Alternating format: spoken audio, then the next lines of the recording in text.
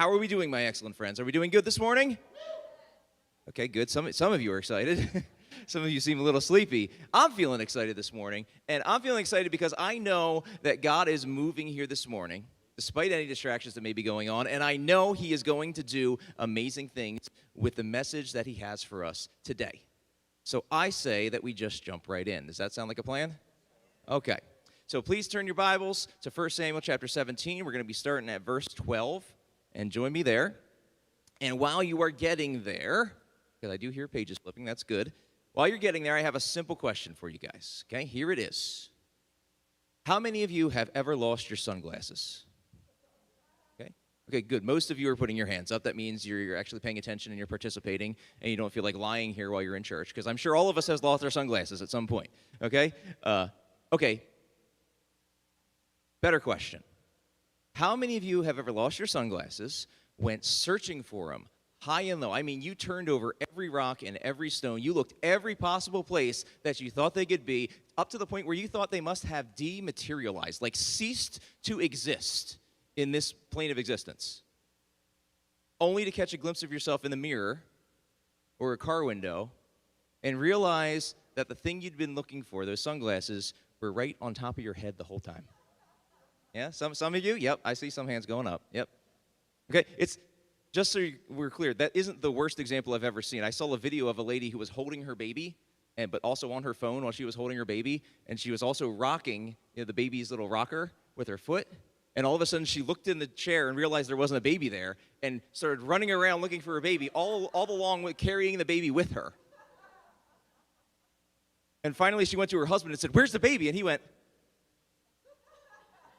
So losing your sunglasses is not the worst possible example. But, okay, so that's all happened to us at least once. Okay? Well, as we enter back into this very familiar story, we find Israel in a state of having lost their sunglasses. The Philistines have come out to fight, and first, Israel was totally gung-ho to lay the smack it down on some Philistine booty because, of what happened last time. That is until they saw the Philistine champion Goliath. And I mean, my man was a unit. Hey, Pete described him to you last week, over 9 feet tall. His spear weighed 30 pounds, over 30 pounds. Just think about that for 1 second. Have you ever lifted a 30-pound weight? Okay, now picture being hit with that, with some force, like some serious force behind it. Oh, and by the way, the point of it is actually razor sharp as well. Okay, Goliath was a beast. And when Israel saw that, when they saw that monster, they were terrified, along with the king that they wanted so badly. And that was the state that we left Israel in last week, cowering in fear. And as we pick the story back up at verse 12, it says, "Now David was the son of an Ephrathite named Jesse, who was from Bethlehem in Judah. Jesse had 8 sons, and in Saul's time he was very old. Jesse's 3 oldest sons had followed Saul to war. The firstborn was Eliab, the second Abinadab, and the third Shammah. David was the youngest.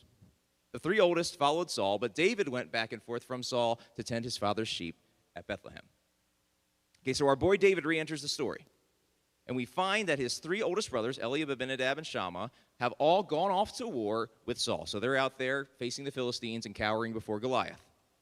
And David is left home tending the sheep. Okay. Even though David, spent a lot of time in Saul's court soothing him whenever he had that overwhelming urge to throw a spear at somebody, the entirety of the royal court does not go back and forth with the king when he goes off to war. So David is one of the ones left behind. And since he has no real responsibility when the king isn't there to throw spears at people, David goes back home and tends the flock of his family. Did you see it? David is still being the good shepherd that he is supposed to be. He can't deny his very nature. David is a shepherd. And when he doesn't have any other obligations, he returns right back to that part of his character. He has got to shep. Verse 16 says, "For 40 days the Philistine came forward every morning and every evening and took his stand." Okay, so now back to the battlefield. And we fast forward in time a little bit. It has now been 40 days since Goliath first issued his challenge of single combat. Give me a man, we'll fight, and whoever wins, the other side becomes our slaves. Every morning and every evening, he comes out of the rank of the Philistines and rebukes the Israelites. Every morning and every evening, he comes out and waits. And for 40 days and 40 nights, no one, including the king, has taken him up on his challenge. This is kind of a weird moment. This is a long time for two opposing forces to be opposite each other. Remember, they're on opposite hills with a valley in between. They are standing opposite each other, and nothing has happened. But the Israelites won't attack because they're outnumbered by the Philistines. And the Philistines won't attack because, first off, they remember what happened last time they fought the Israelites. And secondly, they know that no one can match Goliath. Just for a moment, put yourself in the shoes of a soldier in the Israelite army. For 40 days and nights, you have seen this giant come out and mock your nation, your king, your God, you.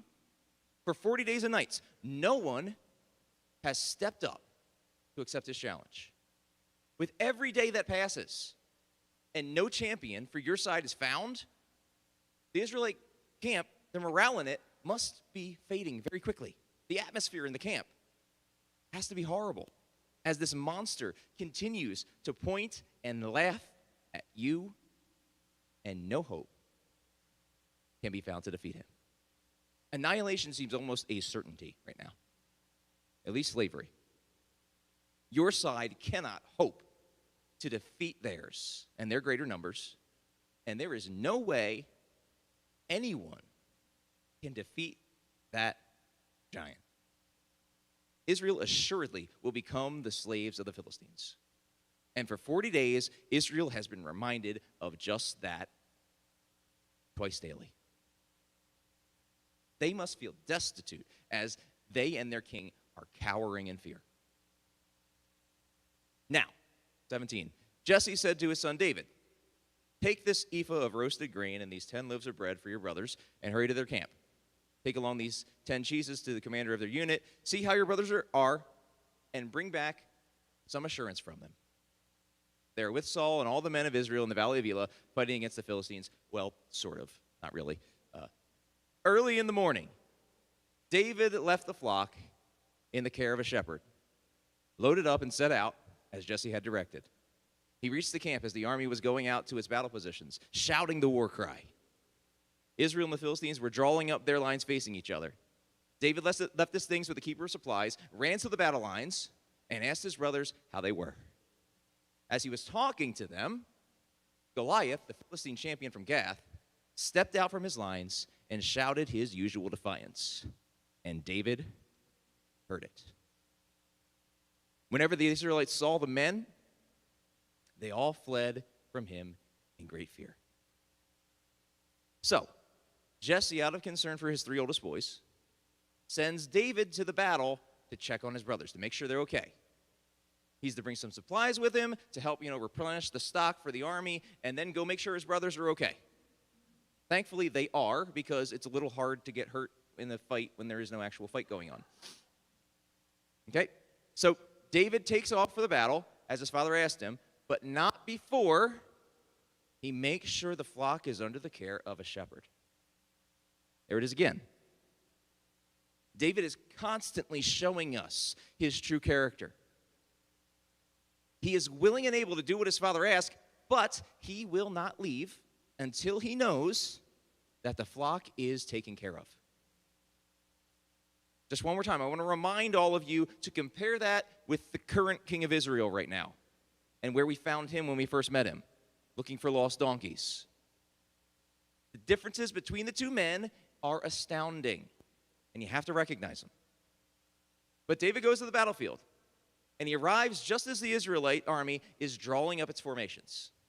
So he leaves the supplies he brought with the guy in charge of them and runs out to the battle lines as Israel assembles with a war cry. And just as Israel draws up their battle lines, out strides Goliath. I bet with a big old smile on his face. And he issues his challenge once more, but this time is different than those 40 days and nights before. Because David is there, and he hears it. And as David listens to this Philistine monstrosity insult him, his people, their king, their nation, their God, the rest of the army flees. They flee because they don't want to be the one left out in front of everybody else and have Goliath get the wrong message. My favorite thing about this is that the Israelites assemble with a war cry. Most likely, they're doing this war cry to try and bolster each other, to steel themselves for battle. It's been 40 days and 40 nights of the same thing.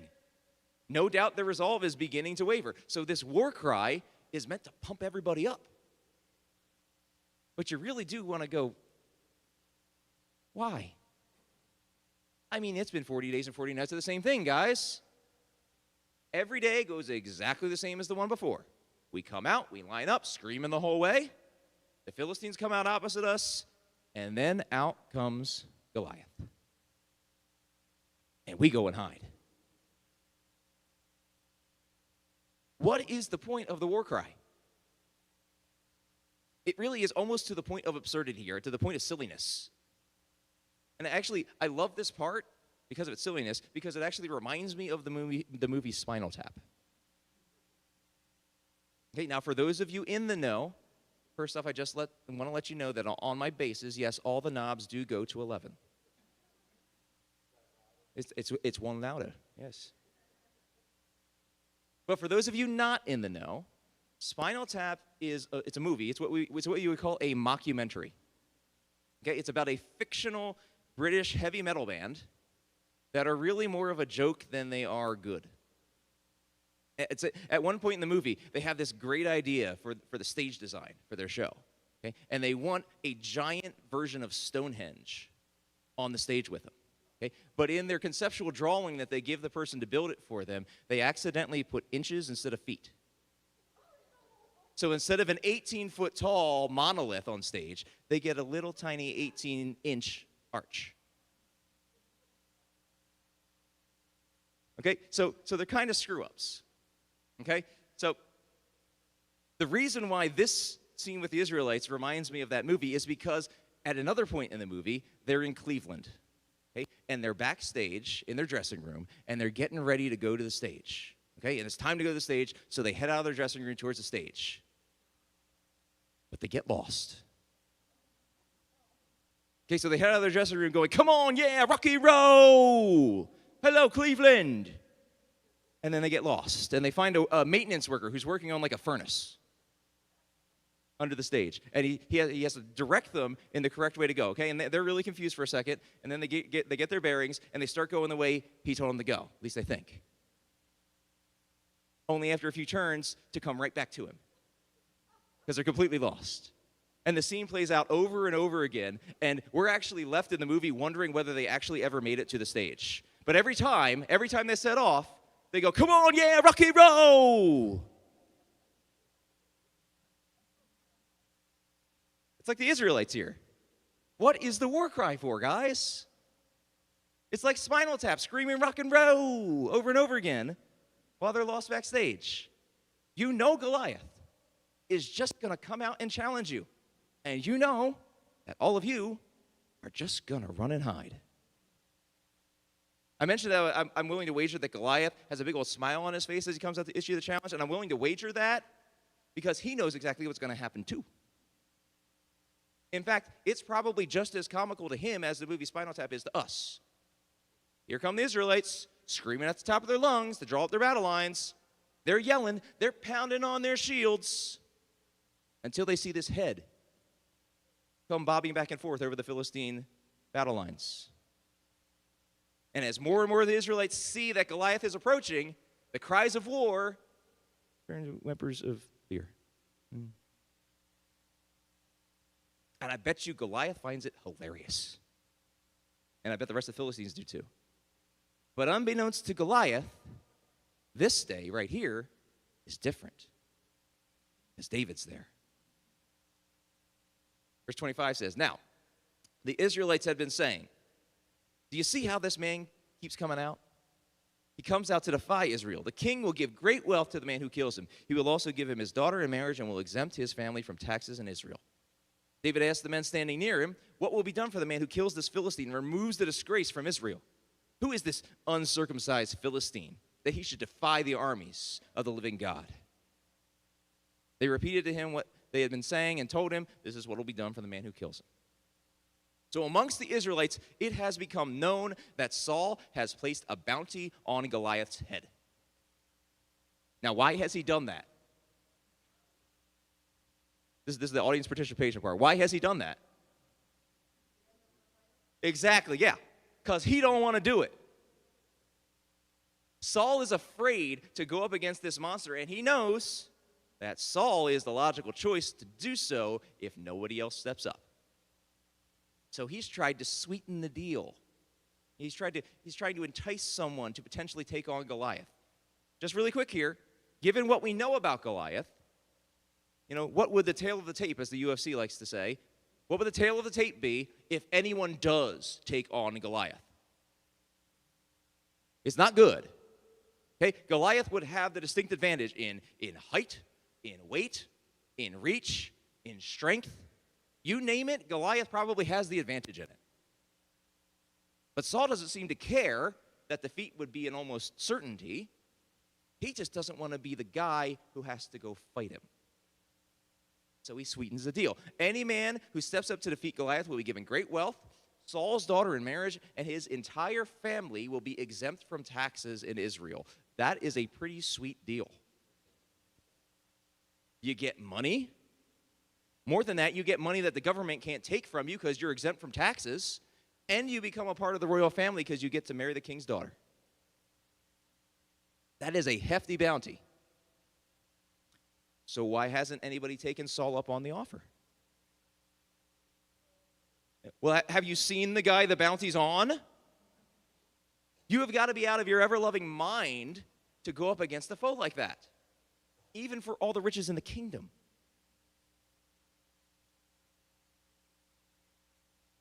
So, remember, firstly, this is new to David, though.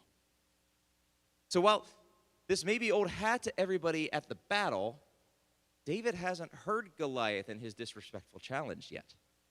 And his reaction is what it should be for the man who respects God and wishes to not see God disrespected and disparaged in any way. David's reaction is probably something like this.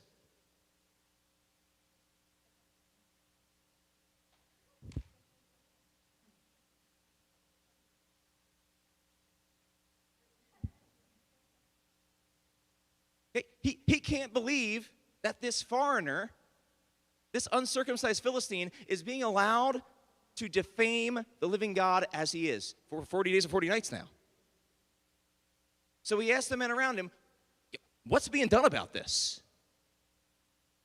And they tell him about the bounty that is placed on the Philistine's head. Now watch this.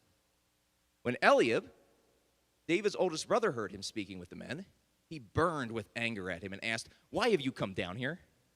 And with whom did you leave those few sheep in the wilderness?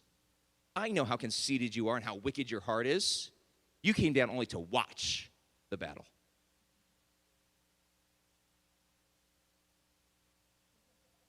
So David's oldest brother hears him talking with the men about it and becomes indignant with David. He questions David's motives, accuses him of not caring for the family property correctly, even though, from what we've seen over and over again, there really is no basis for that charge. David is a good shepherd. He insults David, and then he reminds him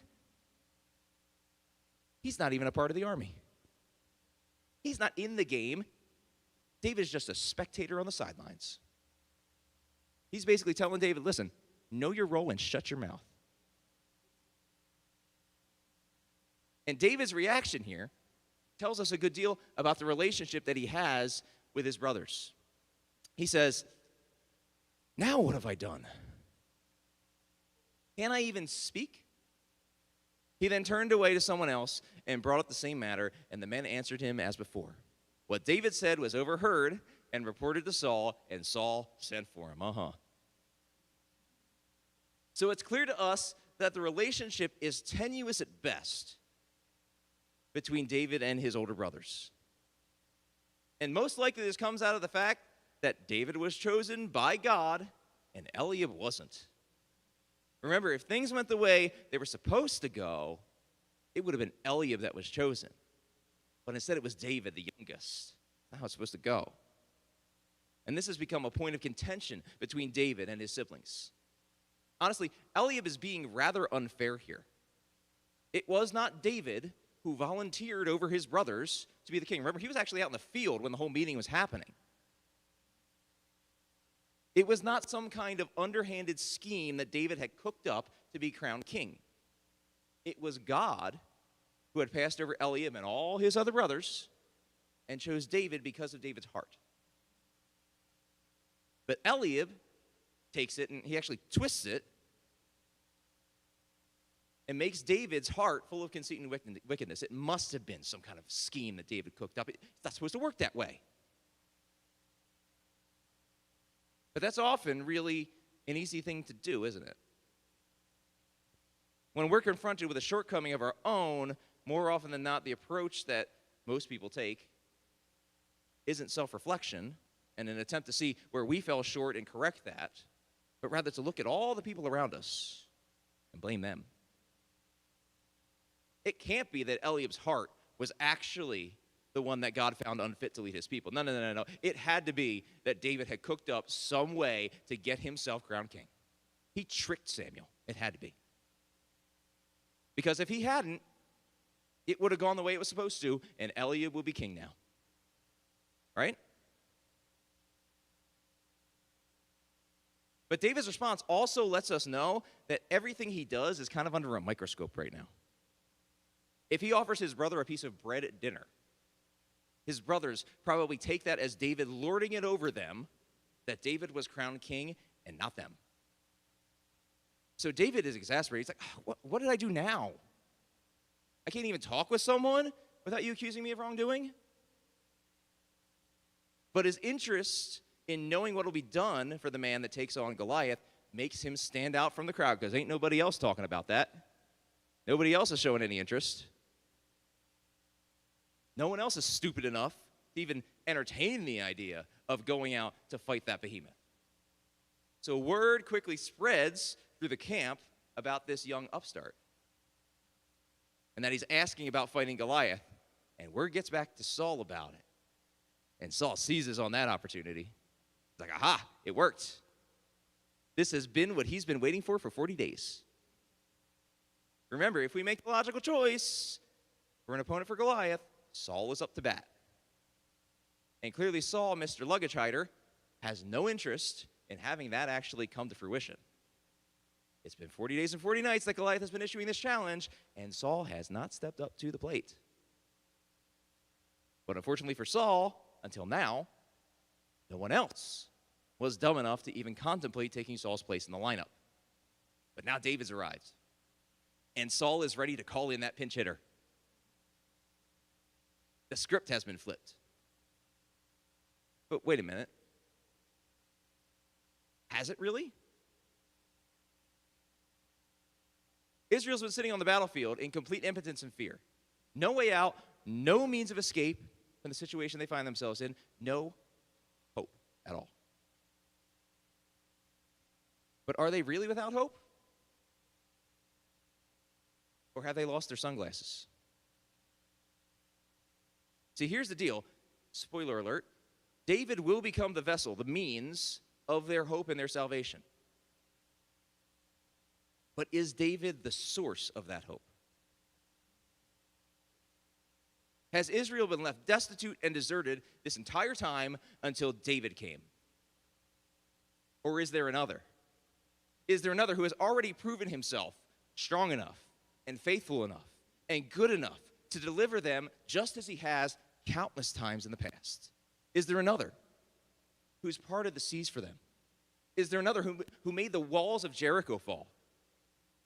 is there another who has shown himself to be bigger than any giant they could face, bigger than Goliath, bigger than Og, bigger than the machine that was Pharaoh and Egypt? Is it that they are lost and without hope? Or have they just forgotten that hope?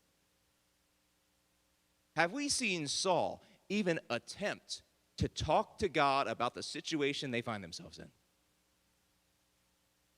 No, we haven't seen that at all. He has not gone to God and gone, God, listen, I have this giant problem, literally. They've lost their sunglasses. They're right on top of their head, but they don't realize it. And this is what happens when the leader you choose is not a godly leader. That's why you need to go with God's pick, not with everybody else's. So God has brought David, his pick, his chosen leader, to point Israel back to him. And David will make it clear, we'll see that in a little bit, that he is not relying on his own strength, but on the one true God, Yahweh, to defeat Goliath. But here's the deal. How often do we act just like Israel in this story?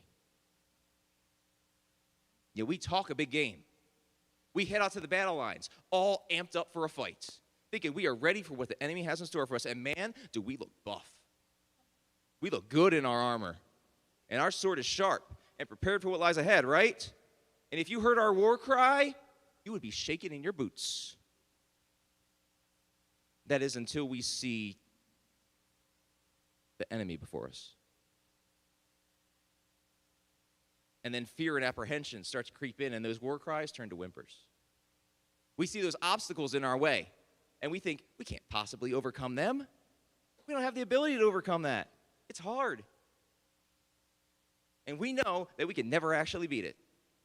We start to doubt God's promises. We start to wonder whether we can actually trust him to do what he said he'd do. And that leads us down a path of going against his instructions. Because those things that we're doing against his word seem a lot better than actually following his word. And we look to the past, and we realize that, you know, we failed to beat those giants in our own power before. So how could we possibly beat them now? We've done this over and over again. We've never beat it before. How are we going to beat it now? Some of us feel like we've been going through that for 40 days and 40 nights. Maybe even longer. And we don't know if we can keep going. You know, going out to the battle line seems like a waste of time. Because we don't know if we can win. So what's the point? The enemy keeps on coming out to challenge us, and we have no response to that giant he's put before us. But listen to me. Reach up. Reach up. You've lost your sunglasses, but they're right there on top of your head. Reach up. Stop believing the lies the enemy is telling you. Stop buying into the fear that he's sowing in your mind. Rather, be strong. Oh, come on now, my 5Kers. Come on now. This should be familiar with you for a few weeks ago. Come on now. I said, be strong. Be strong. Be strong. Be strong and courageous, for it is the Lord your God who goes with you. He will never leave you, nor will he forsake you. He's the pair of sunglasses right on top of your head. Don't lose him. He's always with you. Seek him and his guidance and rely on him and watch the giants fall. So what does that look like? Well, when you're faced with difficult situations, when you feel that fear and uncertainty creeping in, when it feels like you're stuck between a rock and a hard place, when you find yourself beginning to distrust God's promises, when you start to doubt, seek him. Look to God for guidance. It could be the case that the trepidation that you're feeling is actually God letting you know that you're actually headed down a bad path. But it could also be God showing you that you can rely on him and that fear is nothing more than a diversionary tactic, a lie, that the enemy is throwing at you to knock you off your sure and solid foundation, to knock you off your game. Either way, don't lose sight of where your hope lies. It doesn't mean that giants won't come at you. But what it does mean is that when they do, if you trust the one true God, your hope and your strength, you will see those giants fall. Now, maybe you aren't in that situation, okay? Maybe you aren't in the situation of feeling that doubt and uncertainty creeping in. Maybe you're standing on your strong and solid foundation. You realize that the God we serve is bigger than any foe that the enemy could possibly throw at us. Well, that's good. If that's you, if you're in that situation, then what you need to do is be a David. Step up and help those around you that are cowering in fear of the giants they face. Help them see that God is still in control. They may see an ocean in their way, but he sees a highway. They may see a lame man from birth, but God sees a dancer. They may see sure and certain death, but God sees an empty tomb. They may see a lowly shepherd boy, but God sees a mighty, mighty warrior. Stand up and help them see that. Step up to the plate. Step out from the battle lines. Guide them back to the knowledge that God has not left them, just like David is doing in this story. Do not lose hope. Never give up. Never surrender. Your hope is not lost. He's the sunglasses right on top of your head. He is with you, and he will never